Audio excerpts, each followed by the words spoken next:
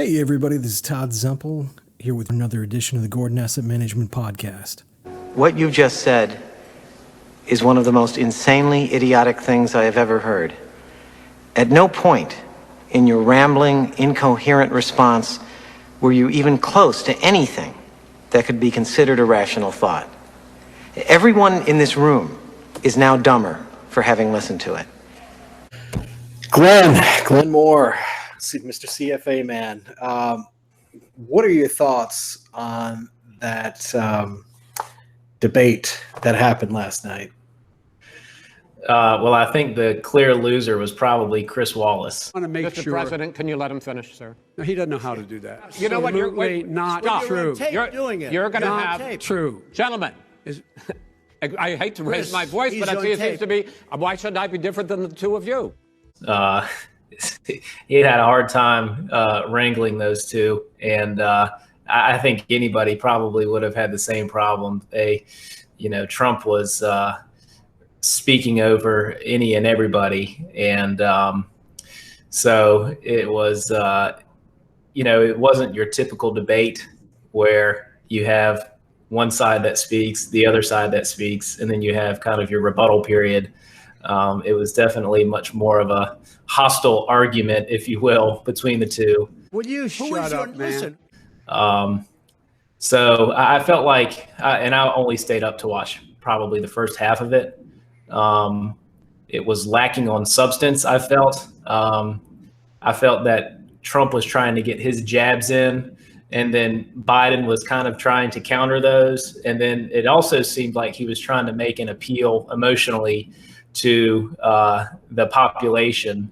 And it was almost like a plea to basically ask people to vote for him out of the kindness of their heart versus him actually giving any substance. There were a couple zingers from Trump, which were pretty funny. But I mean, for the most part, I think it's what most people expected out of it. It was very combative. And Biden wasn't really, I felt like, on his game. I think most people were probably expecting that.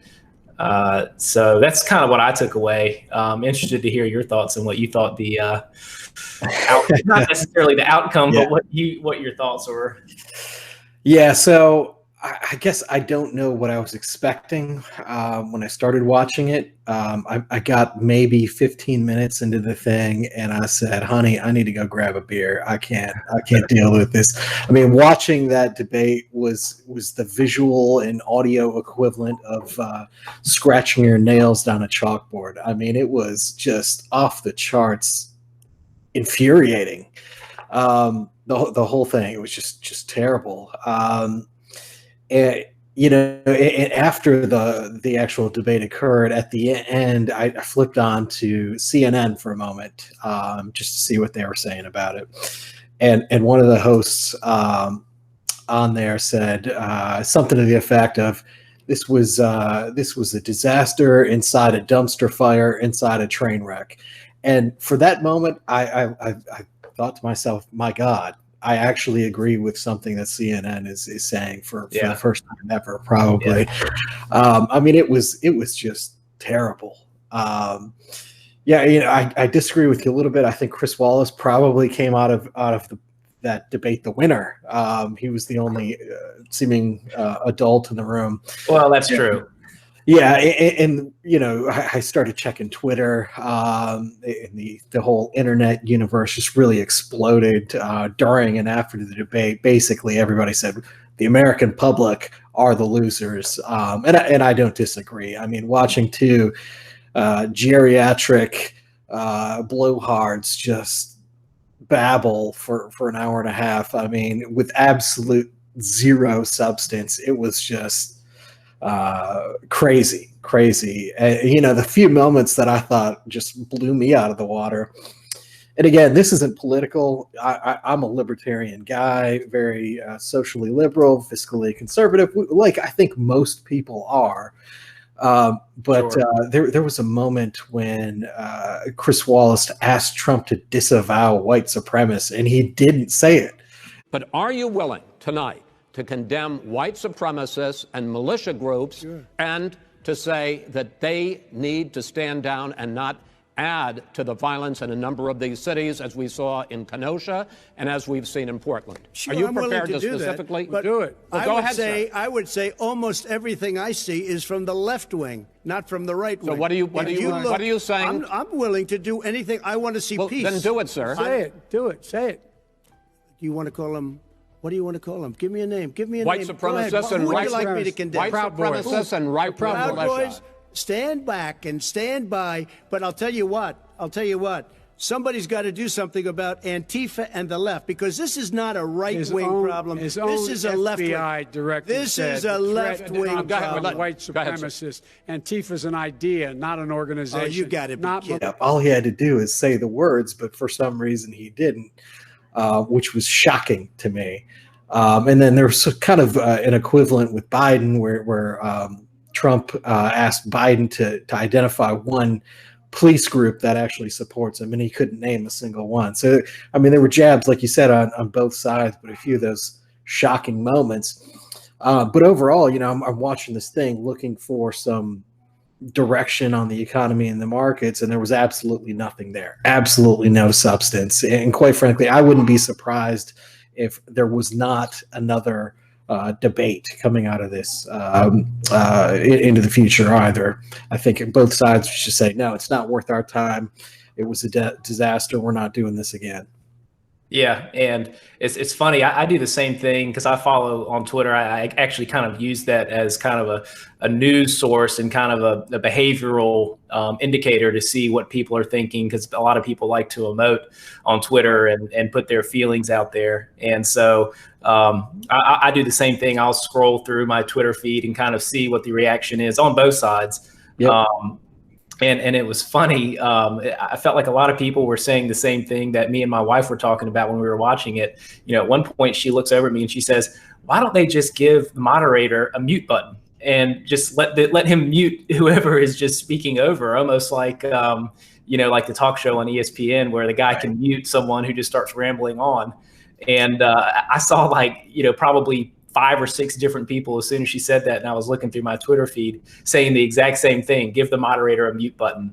Right. So that'd be an interesting thing to add to debates going forward, is when people get out of control, you just mute them and say, "Excuse me, sir, your time is up, and we're going to move on from here." Yeah, I agree, but no side will agree to that. No, that's true. Unfortunately. Yeah, this was absolutely part of Trump's strategy to throw Biden off, to make him trip up, to make him sound like the crazy old man. When in all actuality, he probably would have done that on his own if Trump allowed him to speak a little bit. Sure.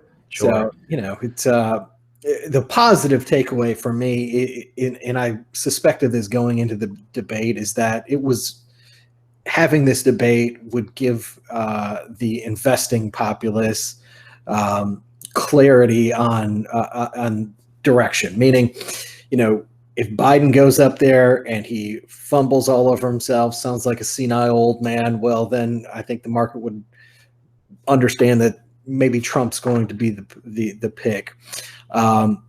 Having not done that, I think the market also found some comfort and solace in the fact that, okay, if Biden does get elected, he is not a senile, crazy old man, maybe. So I think that helped markets a little bit as well. So when you look at the pre-market activity, the market sold off, or pre-market sold off, futures sold off right after the debate ended. And we opened down, but we're actually up over 1% in the S&P right now.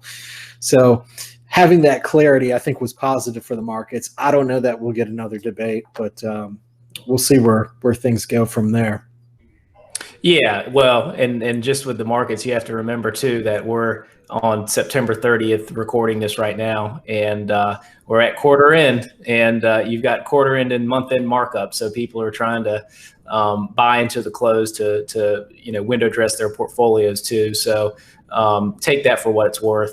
For me, I don't think that anybody that was on the fence probably was swayed one way or the other. Quite honestly, I don't think there's anybody out there who probably doesn't already know who they're going to vote for. I think that's how polarizing this election is going to be. So having these debates, I don't know if it's going to change someone's opinion one way or the other.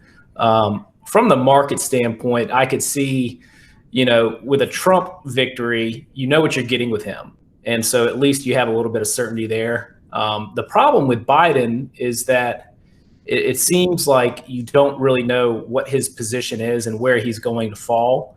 And, there is the speculation out there, or the concern, that his liberal base, or far left base, if you will, is going to try and nudge him and push him further and further left. I mean, he advertises himself as a kind of a centrist, a moderate. But the problem is that right now it seems like in the Democratic Party, you do have a cohort of congressional representatives and senators that are fairly far left of center. And if they're able to kind of nudge him and push him on the margin further and further left, and really start to adopt and embrace some of these very aggressive monetary and fiscal ideas like modern monetary theory, and becoming a lot more liberal with and liberal just from not the political sense, on some of these social programs and things of that nature, that would, I think, probably give markets a little bit of pause for concern. And to me, I think the biggest indicator to watch is going to be the dollar. What happens with the dollar from here into the election, and then furthermore after the election. I think that's going to be a very interesting indicator to watch, and that's going to tell a lot of where positioning is going to go going forward.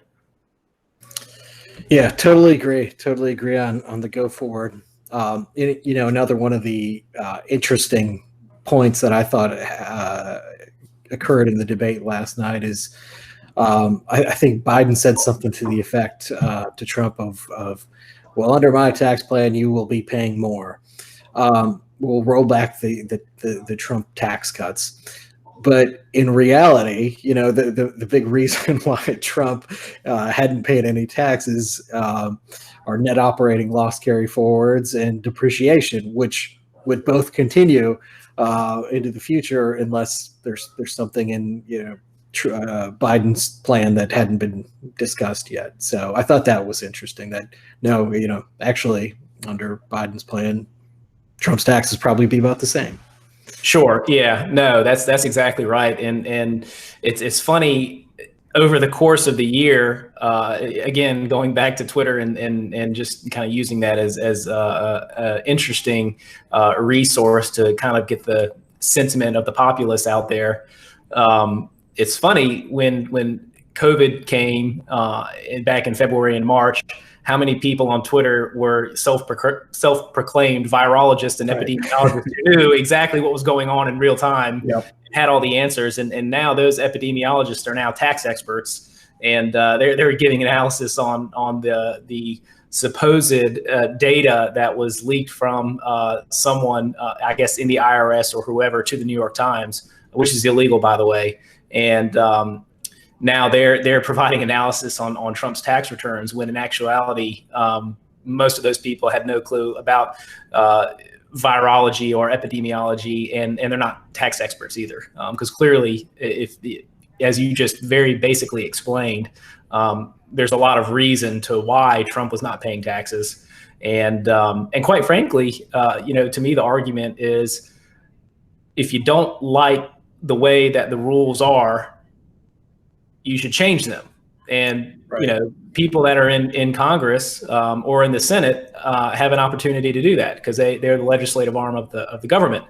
And so it's kind of two-sided for, people who are in Congress to complain about it and not do anything. And so that's also an interesting, I think, aspect of that argument too, is that the people that are in power that are complaining the most are the ones that have the ability to do so and change it, and they're not.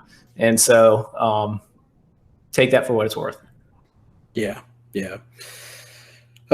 So it was just a wild debate. You're you probably did the right thing by calling it quits a half an hour or so early. Yeah, so I mean, any other closing thoughts on debate and what's going on politically? No. Again, I thought it was a whole lot of nothing really. It was not a lot of substance. There wasn't really anything to me earth-shattering. I kind of came into it expecting it to be somewhat of a brawl, and it turned out that's what it was. So to me, it's a lot of noise. Doesn't really change the way that we look at the world from an investing standpoint. It's just it doesn't have any impact on the data. Doesn't have any impact on really where the trajectory of the economy is going, where the trajectory of inflation is going, where the trajectory of interest rates are going, which to me are some of the key things that we look at when we're making investment decisions. So it to me was entertaining TV for a little while, but no huge, I think, earth-shattering revelations that came out of this.